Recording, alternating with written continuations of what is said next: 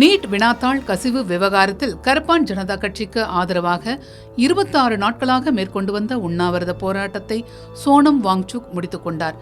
அவர் உண்ணாவிரதத்தை முடித்துக் கொண்டதன் காரணம் பற்றி விரிவாக பார்க்கலாம். தனது எக்ஸ்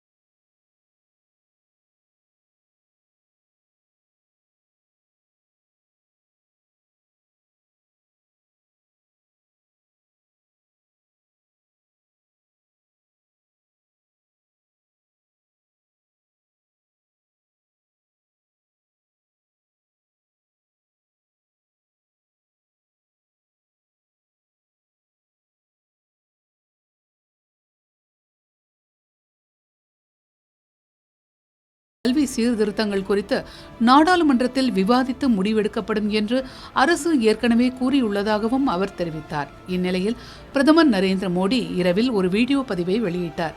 அதில் நீட் வினாத்தாள் கசிவு விவகாரத்தின் குற்றவாளிகள் மீது கடும் நடவடிக்கை எடுக்கப்படும் என்று உறுதியளித்தார். இதுபோன்ற பிரச்சினைகளில் விரைவு நீதிமன்றம் அமைக்க வரைவு மசோதா கொண்டு வருவது குறித்து அமைச்சரவையில் விவாதித்து முடிவு எடுக்கப்படும் என்றும் பிரதமர் தெரிவித்திருக்கிறார். மேலும் தனது உண்ணாவிரதத்தை முடித்துக்கொண்ட சோனம் வாங்சுக் மருத்துவர்களின் அறிவுரையை கேட்கவும் மீண்டும் தனது பழைய உடல் நலத்தை பெறவும் இறைவனை வேண்டுவதாகவும் பிரதமர் தெரிவித்திருக்கிறார். உண்ணாவிரதத்தை வாங்சுக் முடித்துக் கொண்டது நிம்மதி அளிப்பதாக கரப்பான் ஜனதா கட்சி நிறுவனர் அபிஜித் தீப்கே தெரிவித்திருக்கிறார். இந்த நகர்வுகளுக்கு மத்தியில் நரேஷ் பால் கேங்வார் IAS மத்திய உயர்கல்வித்துறை செயலாளராக நியமிக்கப்பட்டுள்ளதாக அறிவிக்கப்பட்டிருக்கிறது. நீட் தேர்வு முறைகேடுகளுக்கு பொறுப்பேற்று மத்திய அமைச்சர் தர்மேந்திர பிரதான் ராஜினாமா செய்ய கோரி கரப்பான் ஜனதா கட்சியினர் மற்றும் இளைஞர்கள் போராடி வரும் நிலையில் இந்த மாற்றம் நிகழ்ந்துள்ளது. இது ஒருபுறம் இருக்க, போராட்டம் நடத்தி வரும் கரப்பான் ஜனதா கட்சியினருடன் கான்ஸ்டிடியூஷன் கிளப் ஆஃப் இந்தியாவில் இன்று பேச்சுவார்த்தை நடத்தப்படும் என்று அறிவிக்கப்பட்டிருக்கிறது. நீட் தேர்வு முறைகேடுகளை கண்டித்தும் முறைகேடுகளுக்கு பொறுப்பேற்றும் மத்திய அமைச்சர் தர்மேந்திர பிரதான் பதவி விலக கோரி கரப்பான் ஜனதா கட்சியினர் ஒரு மாதத்திற்கும் மேலாக போராட்டத்தில் ஈடுபட்டு வருகிறார்கள். இவர்களுடன் போராட்டத்தில் பங்கேற்ற சோனம் வாங்சுக் ஜூன் 28ஆம் தேதி உண்ணாவிரதத்தை தொடங்கினார். இந்நிலையில் போராட்ட களத்திலிருந்து கடந்த 18ஆம் தேதி வலுக்கட்டாயமாக அகற்றப்பட்டு மருத்துவமனையிலும் உண்ணாவிரதத்தை தொடர்ந்த நிலையில் அவரது உடல்நிலை மோசமானது.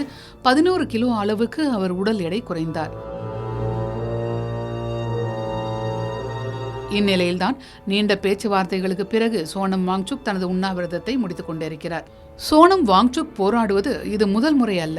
லடாக்கின் வளங்கள் பாதுகாக்கப்பட வேண்டும் என்று வலியுறுத்தி 2024ஆம் ஆண்டு 21 நாட்கள் அவர் உண்ணாவிரதம் இருந்தார். உப்பும் தண்ணீரும் மட்டும் அருந்தி 11,500 அடி உயரத்தில் உறைய வைக்கும் குளிரில் 21 நாட்கள் அவர் உண்ணாவிரதம் இருந்தார். லடாக்கின் மாநில உரிமைக்கான போராட்டத்தின் போது தேசிய பாதுகாப்பு சட்டத்தின் கீழ் அவர் 6 மாதங்கள் காவலில் வைக்கப்பட்டார்.